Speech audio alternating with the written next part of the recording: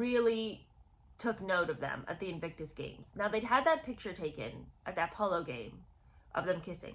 So people knew that she was his girlfriend, but she hadn't been part of any kind of royal event, any kind of royal charity work with Harry. You know, and the Invictus Games was Harry's charity.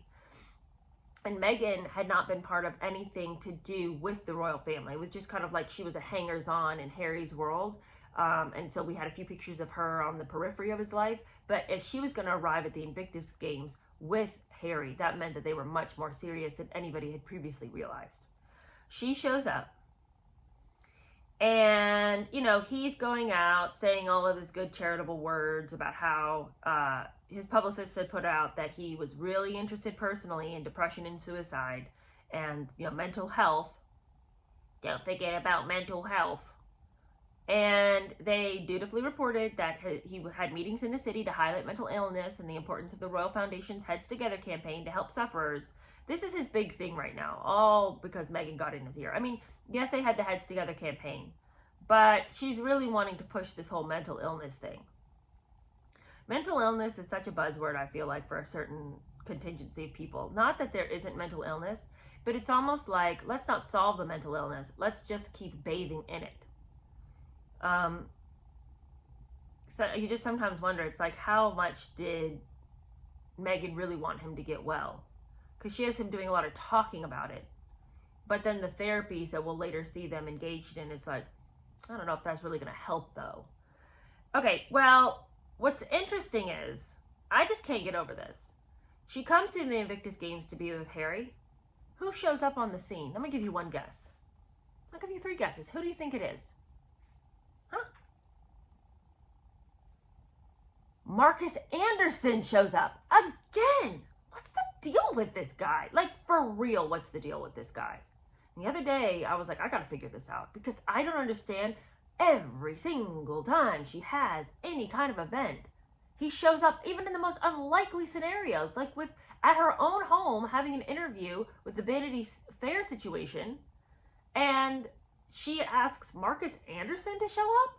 Somebody make that make sense. Remember in Spare when Harry is at the house, when Harry comes to Soho House and he's got this dumb story about how he's hiding under the covers when the breakfast arrives for them in the morning, and it's 2 breakfasts, and for some reason he said there was nowhere to hide. The bathroom would be one spot, but he's hiding under the duvet, trying not to let anyone know he's there, even though there's literally been 2 breakfasts that have arrived, so somebody is in there.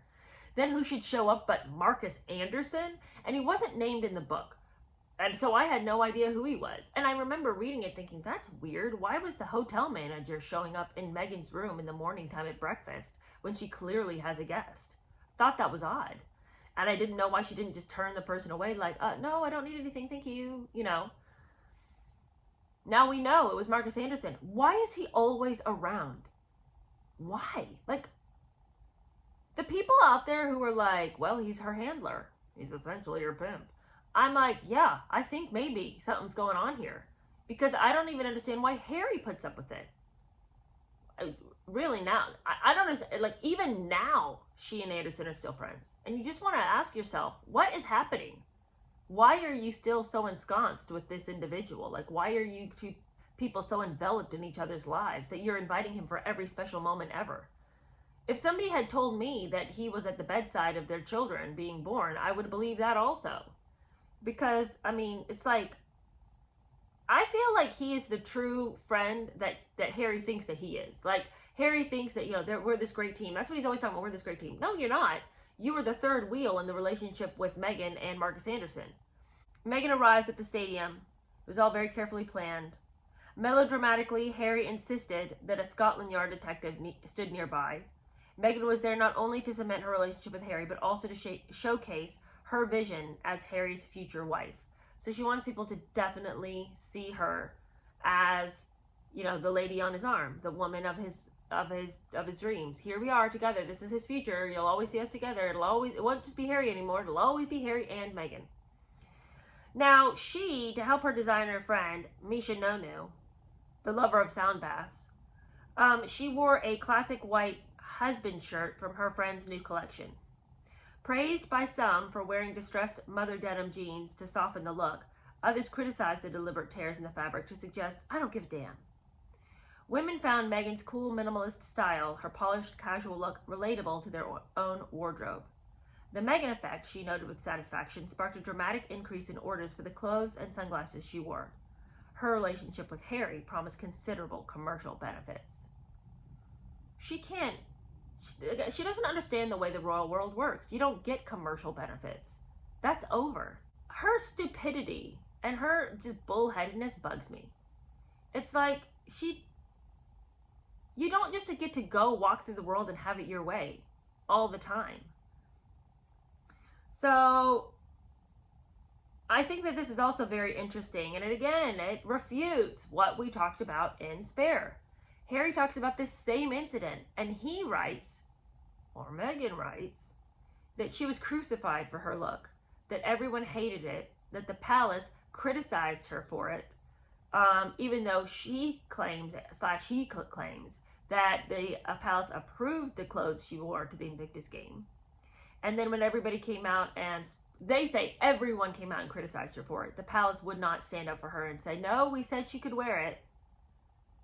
Okay, but where's all this praise that where is this talk in Spare that there was the quote Meghan effect? And I remember people liking her style. It is minimalist, sort of casual and chic and all this. It's very American. And people liked it. I'm sure there is a certain set who would look at her ripped jeans and be like, oh, that means she doesn't give a damn. That's not really what that means. I'm sure that there were some old fuddy-duddies who wanted to be that way about ripped jeans. I think ripped jeans are kind of like, we need to get over that look, just because like I'm past it. But I'm not offended by it. I don't think that it's, disrespectful, especially at an event like the Invictus Games. Of all the things she could have shown up to in ripped jeans, I think that a sporting event, I don't see that that's like inappropriate. But even if people had come out and criticized what she wore, people are always going to say, there's always going to be your lovers and your critics. I don't understand why in Spare he had to report only the negative. I mean, that's what Spare was. It was the report of every negative thing that had ever been said ever. Completely glossing over the fact that, again, at this point in Meghan's introduction to the world, there were tons of people who loved her. Loved her style, loved who she was, loved loved who they believed that she was. So just shush already, Harry, with all of your everyone hated her all the time. It was so hard. It was such a slog. Now, Tom Bauer moves, he said the fashionistas were tracking what she loved so much. And he has this interesting little bit.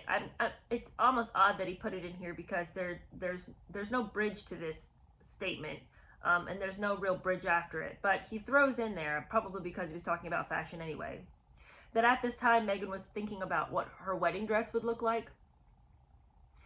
And apparently she was a real admirer of Carolyn Bessette, who was the wife of John Kennedy Jr. And Carolyn Bessette had a wedding dress that Meghan was eyeing to copy for her own wedding dress. Some people said later on, when they found out the connection between Meghan's wedding dress and Carolyn Bessette, that there was a parallel about the previously unknown Bessette ensnaring America's most desirable bachelor prince. So there's that. I just don't know why she chose that dress. We'll talk more about it later on the wedding chapter, but can we just say that was ugly? I mean, I remember seeing Meghan the day on the wedding and just thinking, you don't really look like this is your wedding day. Like, you look like you tried on a dress that needs to be ironed. That was such a terrible dress to choose. Because it's through no fault of her own. It just looked sloppy because the material was wrinkled all across her waist where she had sat in it. It's not a good dress. It was just so ill thought through. And if there was any detail on it, anything to make it look like beautiful and lovely, I mean, it was all lost at the camera. But even if she wanted to go for something super minimalist, she should have chosen something that wasn't going to wrinkle so horribly across the waist. I don't know. I have specific feelings about wrinkled clothes. So now everybody knows, oh, Harry and Meghan are definitely together. After the Invictus Games, people knew. So Meghan's over there prodding Jason Kanoff to come on, get us some more photographs. You know, we need more people to know that this is the look now for Harry. I will always be here. I will always be clinging to his side. So Harry and Meghan arrived hand in hand to watch a tennis match. With an adoring look, Meghan posed alongside Harry, touching and stroking him, while the camera ceaselessly clicked. Her life's work had prepared her for that moment. 5 days later, she landed her reward. Because 5 days later, she was now in a box, not only with Justin Trudeau, who not but a year earlier she'd been begging Gina Nelthorpe-Cowan to help her get a picture with him. Not only was she in a box with Trudeau, now she was also standing there with Melania Trump and Barack Obama and Joe and Jill Biden, all together in the stadium box, in Harry's stadium box. And it's wild how she managed this. I'll never get over it. Isn't it gross that she's always, every time she's with Harry, stroking him and holding him and all of this? It's not dignified. You know, I remember when my husband was in the military, and he'd been enlisted first, and then he went to college, went back in as an officer. And of course he has to go to the officers training at Fort Benning. And so a lot of the guys there who were training to be infantry officers had come from West Point. And a lot of them had wives that they had married right after West Point and then brought back down.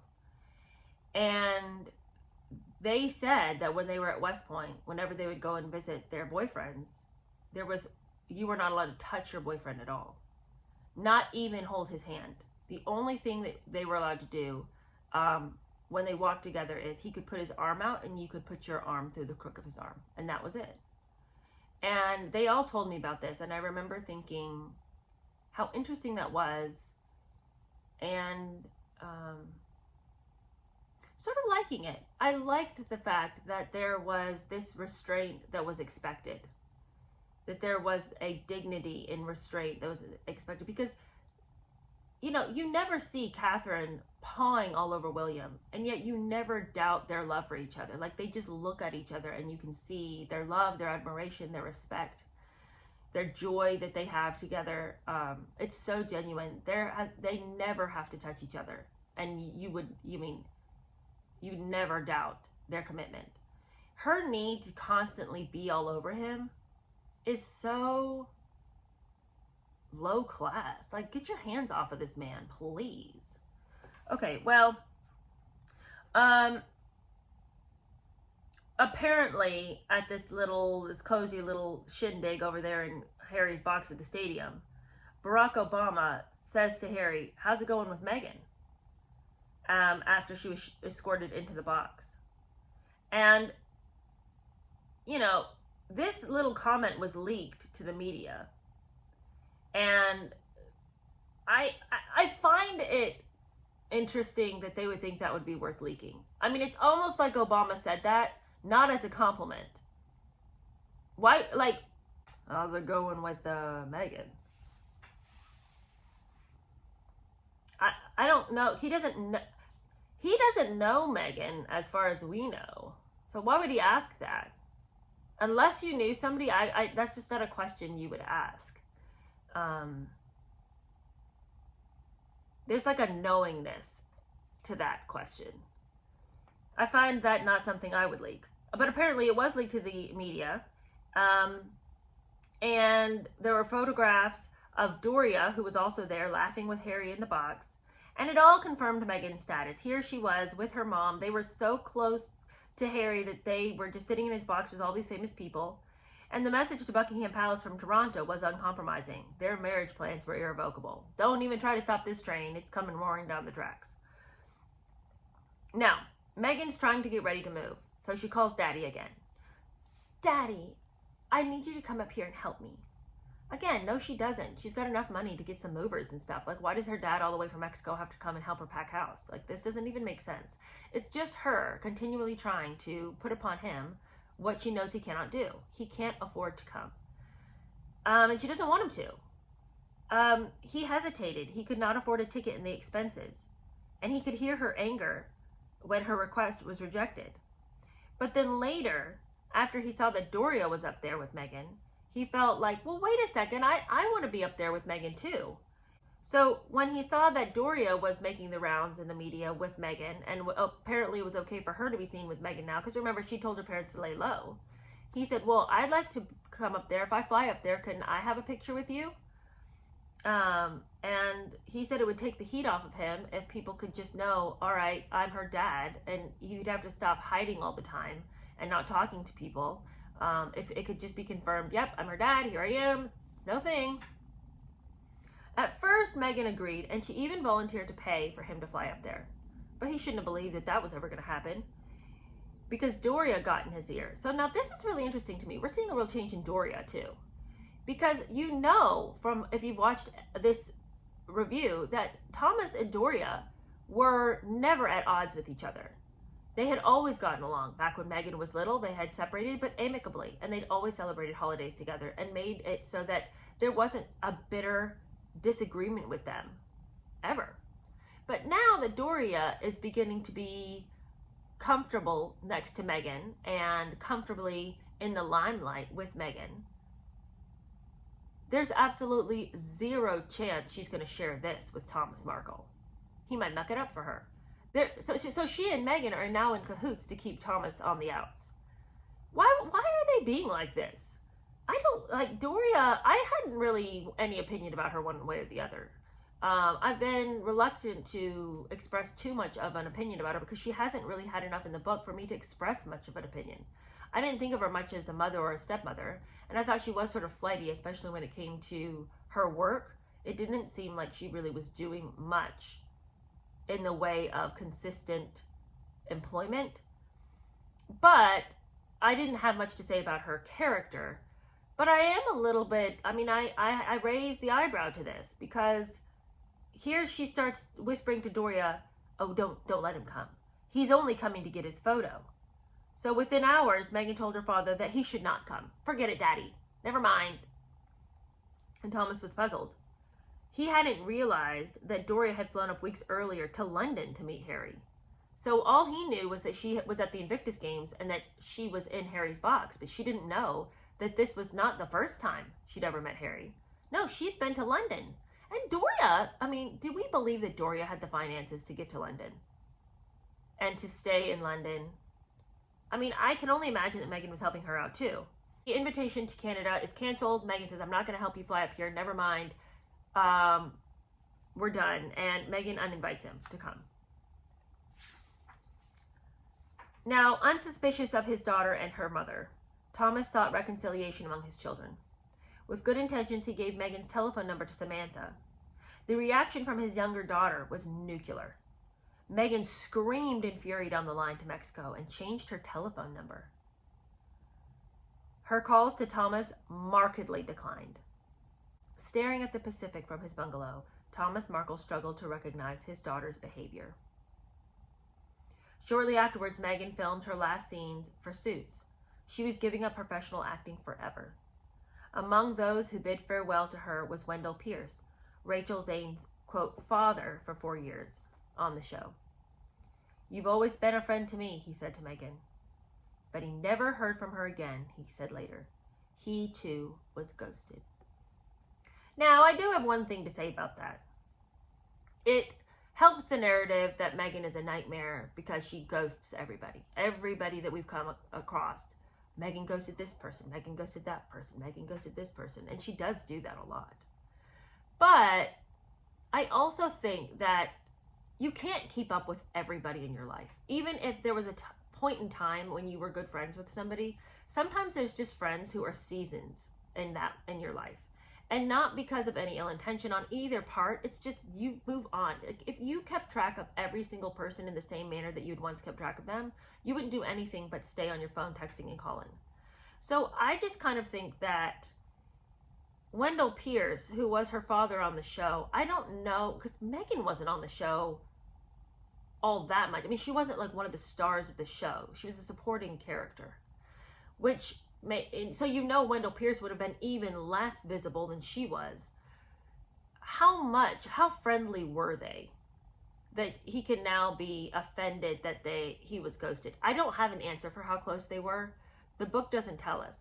But I do think that we need to be careful with this narrative that everybody that had ever known her when they, weren't, when she wasn't calling them up all the time, I don't know that we can tack that on every single time.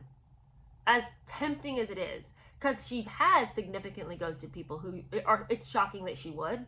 But I also think if you're not quite an acquaintance, but just like a vague friend, I think maybe we don't need to always say she ghosted people. Sometimes you just can't keep track with everyone. And I think that that term loses its strength if we're just going to use it for every single person who's like, I didn't get invited to the wedding.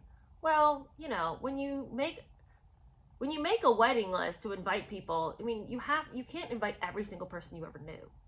So even though you might think you deserved an invitation, maybe you didn't. Maybe you weren't as close with that person as you thought you were. Okay,